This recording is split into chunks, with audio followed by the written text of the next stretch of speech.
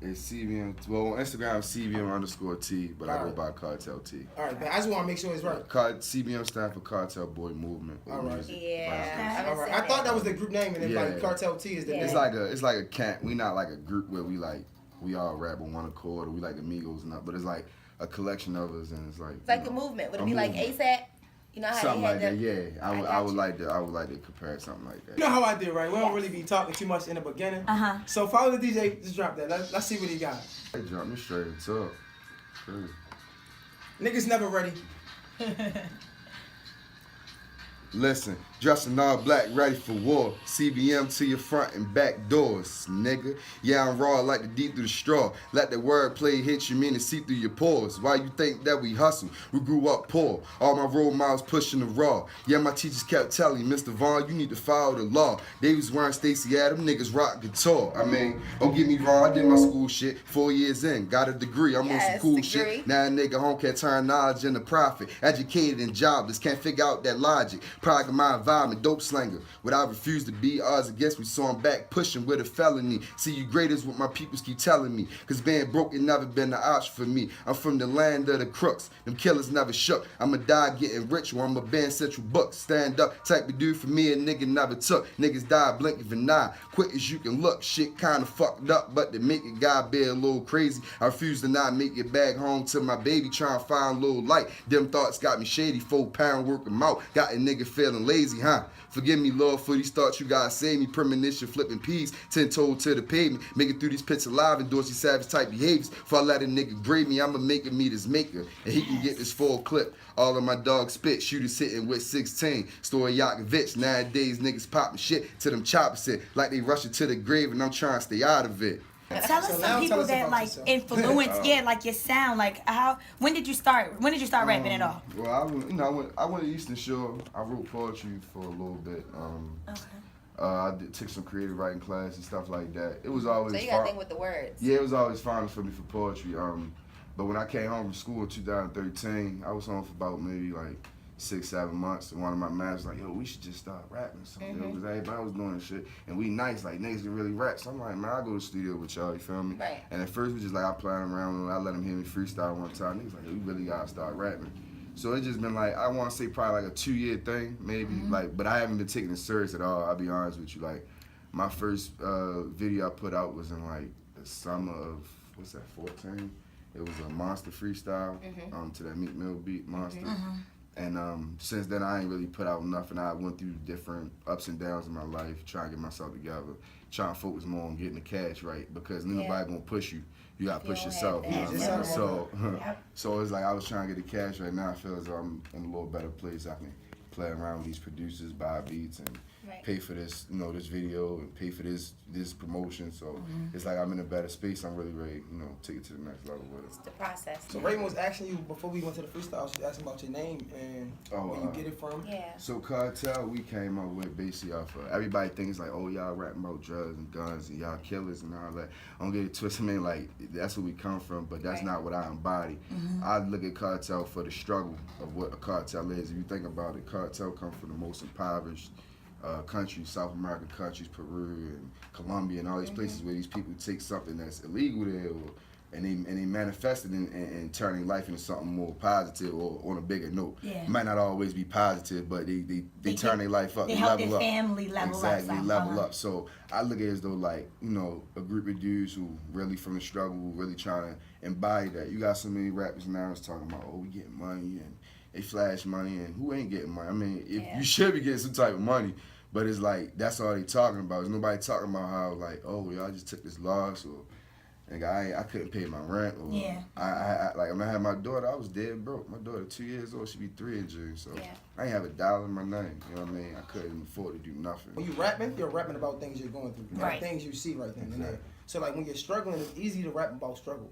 It's easy to rap about the come up because that's what you're going through. But when you're getting money, it's the same way. It's easy to rap about that money because you see it. You see the flashing lights. So like, is it? I don't want to say is it wrong for them rap to change, but do you think that's having a big effect on our music today? Because a lot of people are getting on, and then the reason you like them because of the struggle rap, it changes to flashy rap, and then they start to fall off because it's just their life changed. Well, I'm gonna say like in my big let's say for example, I'm gonna say rest in peace, Lil Scooter.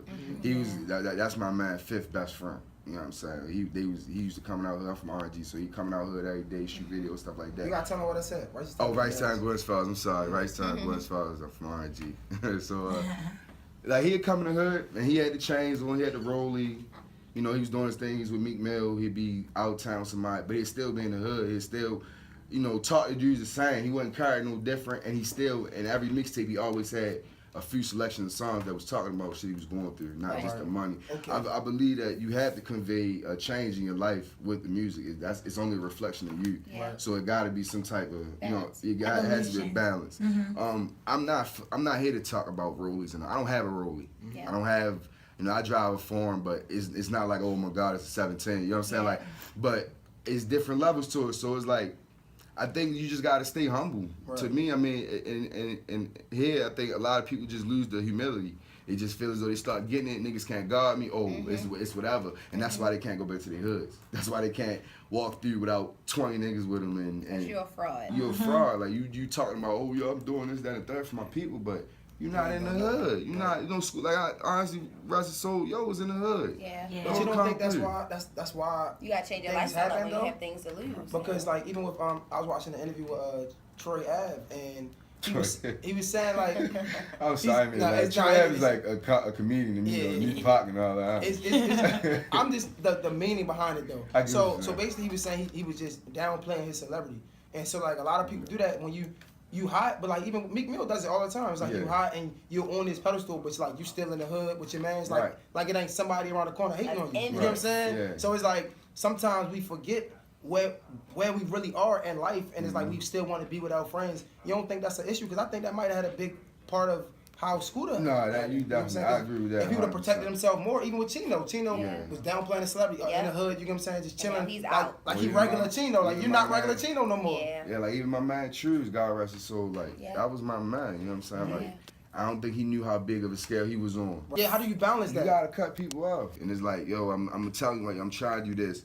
I can't do that right now. If a nigga still like, yo, we gotta do this, boy, we gotta spend down these niggas, we gotta do this. You're not really my man, because you see I got the potential to be something great. I could take you and me from here, but you want me to still be here with you doing the nonsense. I was like, and also I feel like, I brought this up the other day. I feel like once people get in once you become successful in a certain area, I feel like you need to just leave the street stuff alone. A lot of times people is dipping and dabbling, they getting money to put on people's head, or they involved in this. Or you get me, like, and it end up catching up to them. And whereas though it's just like, damn, they had haters, they had this, but it's like, no, they was still not living right. Exactly. You get me? So it's like, it's a lot that go into this rap game in this industry. Whereas though, when do you get that opportunity? Do you just leave it alone, like completely? Like, I wish somebody paid me for a feature. Somebody paid me for a shit. You know what I'm saying? That's why I'm really ready to push myself. Cause it's like, if I can make 15 or whatever from a show, why do I gotta feel and break my neck to go outside and do the same stupid? Exactly. That ain't really making me that much money. Cause if I was, I wouldn't have been doing it. You know what I'm saying? It's sad that like you will lose a follower because you're not in the hood no more, so you can't. But what about community work? Can we cause I feel like by you making it, you should now be able to give back to your community. So now we can have like rec centers you can put in there. You got money, and now you can do like and that could be a way for you still being in the hood. Yeah, you get me. I'm just trying to find a balance of like a street rapper. You get what I'm saying? Going. You don't want them to go Hollywood. Yeah, you don't want them to go Hollywood, but it's like his balance gonna be within. I feel like his camp and his people. Like they're gonna have to like. It's gonna be how he support them. I mean, like everybody say you do right by people, they don't. You know what I'm saying? They get money and they really change. Then you got some people that have to change because the people around them not changing. Yeah. You know, so it's like, I mean, it's all about I feel like your support system and your camp. And if they with it and they like, yo, do your thing, we here for you. Niggas not gonna play with you. Come to hood, you do what you want to do. We gonna be there with you. Then you know that you got that green light to say, oh well, let me go out here and put this stuff together and get right for everybody. I feel like. When you bring a little bit of that fame and that popularity to your hood, people love you for that more too. Because the kids was loving, like when Scooter brought them videos to the hood, kids loving for that. Nobody was going to touch Scooter while he was doing no video. You know what I mean? Nobody was going to touch him. It was 30 niggas around him, all of them got heavy. You know what I'm saying? Nobody gonna touch him. Right. It's about your lifestyle. Yeah, and it's about how real you are. Like I can't speak for everybody. I can't speak like, well, why it didn't work for him or why this dude didn't doing it. I can only speak for me. I know that I'm in the hood every day. I'm not famous. Yeah. I ain't even trying to be famous. To be honest. I don't even like cameras. To be honest with you, like this. So how do you feel about this camera being in your face right over here? I mean, I got accepted. Like this, what you want to do, nigga, right there. You gotta go hop in front of that camera, give him a smile, and put your thumb up. You know what I'm saying? But at the end of the day, like I just try to, you know, come off as real as possible. And that's just not to say he a tough ass. Oh, yo, that nigga gangsta. I'm scared to get around. No, he just real. He just genuine. He organic. Like everything I want, it's got to be organically done. I don't want to speed nothing, and you know, just like people try to rush to that fame and don't realize that once you get, because a lot of people got fame in the city with no money. Yeah. You got niggas got 120,000 followers. I talk about that all the time. I can ride past on Greenbelt and he still live at his mother house. You know what I'm saying? It's people like that. I'm not one of them people. You know what I'm saying? You gotta like how y'all, like I heard about y'all race station for a couple years ago. Y'all grounded now. You know what I'm saying? Y'all came from maybe not making anything at all, and now y'all comfortable enough to be able to get up in the morning and work for yourself. That's success. That's growth. That's change. That's what we need to do as a people, to actually pushing each other and supporting a purpose, not a popularity. Exactly. You know what I'm saying? And you're big on that too. You I'm hashtag big on that. It's too many rappers in the city that just popular. That ain't got no bars. That they can't rap a lick. I just said that about an artist, and like that's popping, but it's just I don't think. But anyway, we ain't gonna talk about that. Let's talk about just the sense of having an education and having like street rap. Yeah, as anybody that know me. When I was in Eastern Shore, I got just as much trouble down Eastern Shore as I did. I'm lucky I graduated, to be honest with you. I got locked up my junior year for like a pound and like a few $1,000s on me.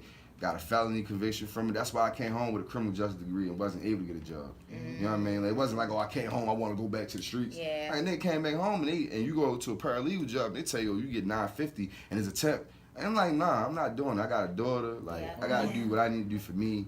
And I didn't work different jobs. I hustled myself. Like I'm in a process now. My mother has her own hair salon. So I'm in the process now of ordering hair and trying to just do anything. Stay self-employed. My man right here, he sell cars. You know what I'm saying? So it's like we doing anything to be self-employed and remain in that hustler mentality. But school and education is definitely important. I'd have been dead or something if I wouldn't went to school. A lot of my homies locked up now or didn't make it when I was in school. They was you know. How did that influence your music? Because I see when you rap, even when you speaking, I can hear it. And a lot of people, when they rap and they don't understand that they need this education. They need to read to be able to articulate things. And to think fast. Yeah, it's like they don't have rhyme schemes no more. They don't have metaphors. It's just like, yo, they have the best of metaphor you might get is assembly. Yo, I got guns like the army. But it's no illustration there, there's no picture painted. It's just like the funny thing about it is as little as it seems, is rappers out there that don't even know what a simile is or the difference between a simile and a metaphor. And I pray for them every day, bro. And the reason why I don't understand why like they say for the culture, but we pushing them. We pushing them. They the ones we pushing though. Like the artists who really got the buzz ain't really getting pushed like that because they don't have the club bangers. Like I love Dave East. It's one of my favorite rappers. He's never gonna be like.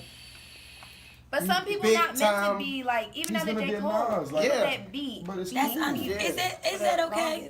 I think it's everybody gonna get the J status now. I think it's okay. I think it's okay too. I think it's okay. okay. Cole was content with being a B celebrity for the longest. You get me, like. Right, exactly. Like he said, like your DJ said, example, Fabulous. One of the best artists in the game, Jadakiss. They not getting over a certain level of popularity or even a certain level of fan bases on Instagram. Like you wonder why Fab don't got 20 million followers. So everybody bump his music, but do y'all think that is really like because of the game, or do you think it's because of the individual? It's the game. Because I can't imagine getting to the status where I'm just Kelly when I know I can be Beyonce. I'm not, you know what I'm saying? I'm not. What's wrong with Kelly when you winning? It's nothing wrong with it. Don't get me wrong. It's nothing wrong. You getting money, you winning. It's nothing wrong with that. But if you want to be on that iconic, on that universal status, do you feel like you can get there if you want to get there? Like, do you feel like some people get stuck in the box? When if Fab was at the level he got to, he was like, dog, I made it. Exactly. Like I'm content. I got these M's put up. I'm never going broke again. I'm good. I'm on a level to where these people who are iconic look at me as an icon. Yeah, Exactly. I was Like Jay-Z Jay-Z looking fat Yeah. like he the shit. It's about how you want to be. I'm not one of the people that's looking for a lot of fame. Honestly, I could be cool with being a background dude and making more money or just as much as you. Yeah. Like how Pusha T said, like when him and Lil Wayne was beefing. Lil Wayne was the most popular rapper at the time and wasn't getting half his money. Yeah. And Pusha T is getting all his money. Yeah. All his work, everything. He coming in, and then when Pusha T, like I was just at Moneybag concert on Saturday or that Friday, and Pusha T was in there by himself. Yeah.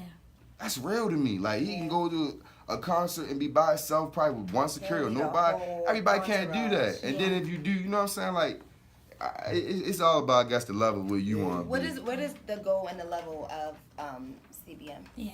Man, our goal is just to, I want to just basically give that person who think they can't do something or they can't convey, like basically people who feel stuck. I want to show them that there's a way to the next level. There's a way out. It's a way from the streets. It's a way from every bit of depression you might be feeling at the time. You might be feeling like, now I cannot see how I'm going to make it tomorrow. I literally, like 2.5 years ago, I was at my most depressed in my life, like crying every damn day. I couldn't get no money in my pocket. I got charges. I can't get a job. So, and I came a long way from that. One thing I'm gonna tell you, don't do is do not suppress your feelings and drugs. That is not the biggest thing to do. Like I love smoking weed and all that, but that is not the route to go. Don't suppress your feelings with drugs and trying to block stuff out because it just come and hit you harder. My thing was just stand focused, just like working, like just drive. Like I was in the studio a lot. I was putting out music of how I felt, even though I wasn't dropping nothing. I was just conveying my feelings to the mic. I was staying focused. With my plan was, if I need this X amount of dollars by then, I need to have that. Like it's not, oh, go to the mall, let's go here and do that and mess it up later and then be crying about why I don't have it. You know what I'm saying? It was like, let's stay focused, let's stay down, and then maybe later, a little later, to come up gonna feel good. Right. You know what I'm saying? And that's what it been feeling like a little bit, like not say I'm up or not like that, but to actually not have to break my back as much as I used to feel good. To actually have ways to go and put my money into other venues and areas where I can make more money for myself was like a good feeling. You know what I'm saying? Like to be able to help my mom, like, you know, she got lupus, so she been struggling a lot with her, her disease, and be able to help her and help my grandmom. And that was the like most rewarding from everything.